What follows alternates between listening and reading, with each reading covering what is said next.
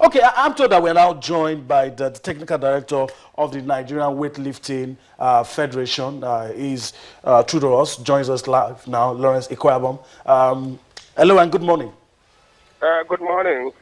Good morning. Yeah, good morning. Good morning. It feels good to hear your voice. But let's first, before we talk about you, let's talk about the athletes being in camp now. I know you're a technical director. What are they doing with the athletes now in terms of trying to condition them for the World Championships? Yes, the athlete reported to camp about 4 days ago. And usually all of them, those in camp were there at the All-African Games. And after the All-African Games, they were further directed to ensure that they continue with their training, knowing fully well that the World Championship was very close by. So for the last 4 days, we've tried to really make sure that the athletes were training by gradually assessing their current performance.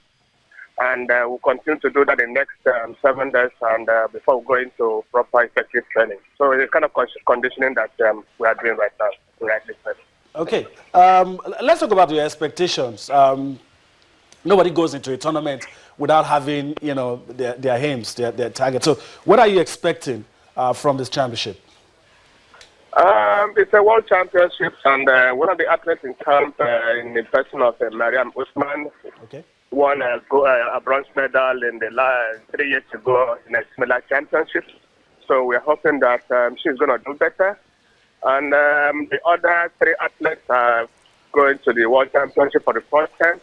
And we are working hard to ensure that at least they come out among the first 5. Okay, well, let's congratulate you first before we ask you the question. You're going to be there with the athletes in Houston. You're going to be one of the technical officials. Let's congratulate you on that. Thank you very much. But let's also ask that, that bigger role, what advantages can it bring to Nigeria? Certainly, as a referee to this kind of type of tournament, and apart from being a world championship, you're going to serve as Olympic qualifiers for the next year's Olympic Games in Brazil. Yep. And the organizers and the International Weightlifting Federation expected all the referees to be up and doing. And it's a good thing we have somebody from Nigeria who will be there at least to protect the interests of Nigeria. So I certainly do my best to ensure that I contribute my quota to make sure that the competition is free of malpractice, and will ensure that our athletes are not cheated in anywhere. Okay, all right. Why are we just going with 4 athletes? Any reason for that? Yeah, we are going with only 4 athletes because it's a high-level competition. So there is no need to say we want to go with all the maybe a full team of 15.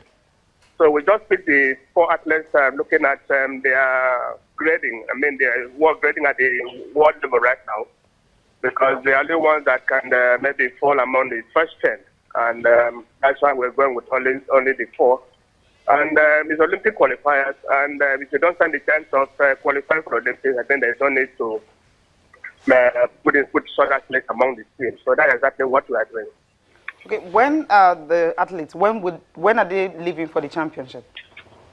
They're supposed to leave the country on the 16th of November to arrive there 17th of November, because by 18th they have the technical meeting to attend where the final draws will take place. So the coaches need to be there, the athlete needs to be there to give the further information about the athletes as to their dates of birth, their best lifts, and other technical issues that need to be discussed in the meeting. So they are going to arrive on the 7th day. Okay, thank you very much for talking to us this morning on preparations for the Olympics, and hopefully Nigeria gets to pick all the medals needed, and of course we get to have all of them representing the country at the Olympics next year. Thank you very much for this opportunity. I just hope that the athlete with selection will be there to give a good account of themselves in order to at least continue to protect the image of Nigeria. Thank you very much. Thank you so much. Good luck. Okay, so that settles that. Wish them all the best. So It shows it's not going to be a jamboree. it's not.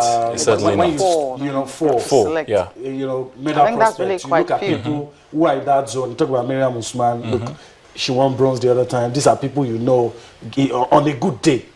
You know, will take their chances. And I mean, what's the essence of going with about 20, 25 people and you're not going to get anything? Nothing, But if those four can qualify, you know, and you know if they qualify, then by extension, hopefully when they get to the Olympics, all things being equal, maybe they'll get into medal zone, you know, and get us something. I just think 4 is quite few anyway. Okay, we'll leave that. You'll be living in the country. Quality 4. Quality 4. Quality Yeah, 4. quality Okay, all right. Quality 4. Okay, I'll give you that. Quality. All right, let's move on. Let's Yeah. move on. Big deal. Let's move on. Okay. Let's move on. Yeah, the next one, Cecilia, you want to talk to us about that? Okay, I was talking about this story, you know, that was broken, that came out yesterday on Beauty McLeod, who was actually shot by police officers in the hotel and all that, mobile policeman, according to reports reaching out and all. So we're having someone talking to us this morning, details of what actually happened, you know. Well, she's gone, age of 37. I mean, when you're having a former world number one, someone who has actually played for Nigeria for 10 years. She was even at the last, you know, championships and all of that. So if we can have who is going to be talking to us via Skype, I mean, it's going to, okay, he's already there. We have Destiny De Silva. There's a former number one tennis player in Nigeria. So good morning, Destiny. Good morning. Good to have you here.